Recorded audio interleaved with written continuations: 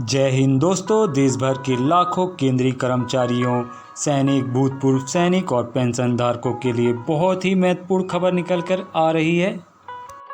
One rank one pension OROP table 3 की योजना और इसके लाभ। वन रैंक वन पेंशन योजना एक महत्वपूर्ण पहल है जो भारत के सशस्त्र बलों के पेंशन धारकों को समान पेंशन देने का वादा करती है, भले ही वे किसी भी समय सेवा से सेवानिवृत्त हुए हों। इस योजना का मुख्य उद्देश्य समान रैंक और समान सेवा अवधि के लिए एक समान पेंशन प्रदान करना है। वन रैंक वन पेंशन योजना ने सेवानिवृत्त सैनिकों के जीवन में एक बड़ा बदलाव लाया है।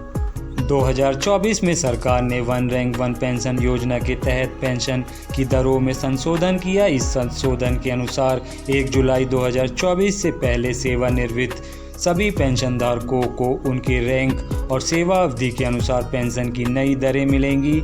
यह उन commissioned officers, honorary commissioned officer JCOS और ORS और नॉन कम्बैटेंट्स पर लागू होती है जो भारतीय सशस्त्र बलों के विभिन्न हिस्सों में सेवा कर चुके हैं।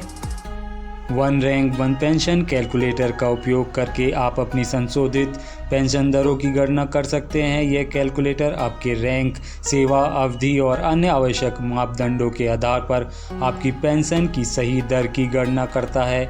इसे सरकार की वेबसाइट या रक्षा मंत्रालय के पोर्टल से डाउनलोड किया जा सकता है। One rank one pension OROP योजना का मुख्य उद्देश्य यह सुनिश्चित करता है कि समान रैंक और समान सेवा अवधि के लिए पेंशन प्राप्त करने वाले सेवानिवृत्त सैनिकों को एक समान पेंशन दी जाए।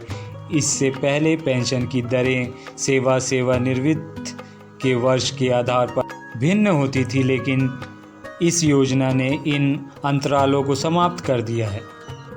OROP योजना सशस्त्र बलों के उन सभी सेवानिवृत्त कर्मियों पर लागू होती है जिन्होंने समान रैंक में समान अवधि तक सेवा की है। इस योजना के तहत सभी भूतपूर्व सैनिकों को एक समान पेंशन मिलनी चाहिए, चाहे उनकी सेवानिवृत्त की तिथि कोई भी हो।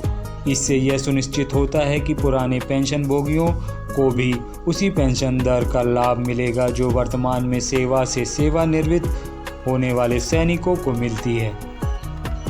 आइए देखते हैं वन रैंक वन पेंशन का उद्देश्य।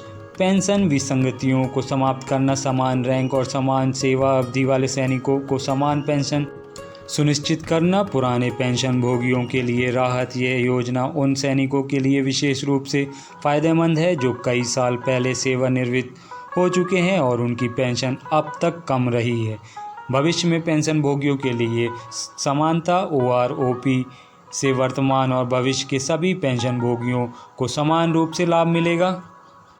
यह योजना भारतीय सशस्त्र बलों के सेवानिवृत्त कर्मियों के लिए है, जिसमें सेना, नौसेना, वायुसेना और अन्य बल शामिल हैं। वन रैंक वन पेंशन योजना के तहत पेंशन दरों को संशोधित किया गया है ताकि समान सेवा अवधि और रैंक वाले सभी कर्मियों को समान पेंशन मिले, चाहे वे किसी भी समय सेवानिवृत्त हुए हों। पेंशन दरों का संशोधन रक्षा मंत्रालय के अनुसार जुलाई 2024 में पेंशन की दरों में संशोधित की गई है। संशोधन के अनुसार सेना, नौसेना और वायुसेना के उन कर्मियों को पेंशन बढ़ाई गई है जो सेवा से पहले ही सेवानिवृत्त हो चुके थे। हालांकि कुछ विशेष समूहों के लिए यह लाभ नहीं मिलेगा, जैसे UK, HKSRA, KCIO pensioners, Pakistan और बर्मा सेना के पेंशनर्स और कुछ अन्य समूह। भारतीय सेना के सभी स्तरों पर सेवारत कर्मी, चाहे वे किसी भी रैंक के हों, इस योजना के अंतर्गत आते हैं। सेना के कमीशन्ड ऑफिसर्स JCOS और ORS और अन्य गैर लड़ाकू कर्मियों को इस योजना का लाभ मिलता है। One rank one pension table 2024 में 1 जुलाई 2024 से संशोधित पेंशन दरें दी गई हैं। वन रैंक वन पेंशन योजना के तहत पेंशन धारकों को 2024 से नए संशोधन के तहत बढ़ी हुई पेंशन राशि प्राप्त होगी। ये पेंशन दरें न्यूनतम और अधिकतम पेंशन दरों का औसत हैं और इन दरों को 2023 में सेवानिवृत्त सैनिकों के आंकड़ों के आधार पर निर्धारित किया गया है। जहां पेंशन की दरें सेवा अवधि के अनुसार कम होती है, वहां उच्च सेवा अवधि की दर को संरक्षित किया जाएगा ताकि कोई पेंशन धारक नुकसान में न रहे। आइए देखते हैं OROP 3 योजना के लिए जरूरी दस्तावेज।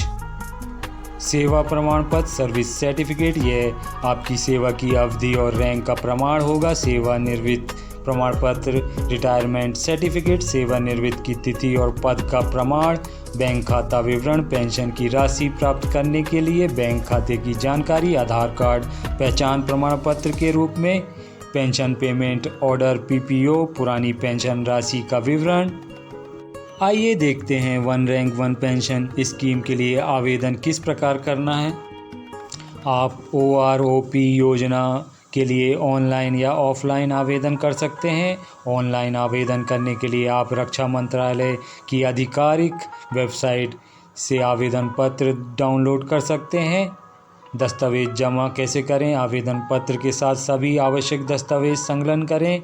इसमें सेवा प्रमाण पत्र, सेवानिवृत्त प्रमाण पत्र, बैंक खाता विवरण और अन्य प्रमाण पत्र शामिल होंगे। आवेदन जमा कैसे करें। ऑनलाइन आवेदन जमा करने के लिए आपको रक्षा मंत्रालय की वेबसाइट में जाकर फॉर्म भरना होगा और दस्तावेज अपलोड करने होंगे। ऑफलाइन आवेदन के लिए आप संबंधित रक्षा कार्यालय में जाकर आवेदन जमा कर सकते हैं। आइए देखते हैं OROP स्कीम का स्टेटस किस प्रकार चेक किया जाएगा। आप रक्षा मंत्रालय की वेबसाइट पर जाएं, OROP स्टेटस चेक विकल्प पर क्लिक करें, अपना सेवा नंबर और अन्य आवश्यक जानकारी भरें, स्थिति की जानकारी प्राप्त करें। आपकी आवेदन स्थिति स्क्रीन पर दिखाई देगी। तो दोस्तों, आपको OROP 3 की योजना और उससे जुड़ी लाभ की जानकारी कैसी लगी। पसंद आई हो तो प्लीज़ मेरे चैनल को लाइक, शेयर और सब्सक्राइब कीजिए। वीडियो देखने के लिए बहुत बहुत धन्यवाद। जय हिंद, जय भारत।